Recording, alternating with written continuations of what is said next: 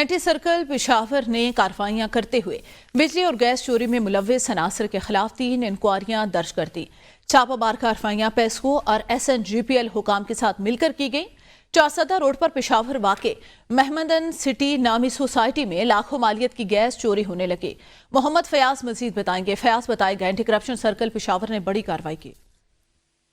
हाँ जी बिल्कुल, ये एंटी करप्शन सर्कल पेशावर की कार्रवाई जो है वो बिजली और गैस चोरों के खिलाफ हुई है, क्योंकि पेशावर में इस वक्त जो है कार्रवाइयों का सिलसिला जारी है और मुख्तलिफ कार्रवाइयों के दौरान जो है न सिर्फ बिजली चोरों बल्कि गैस चोरों के खिलाफ भी जो है वो गिरफ्तार कर दिया गया है।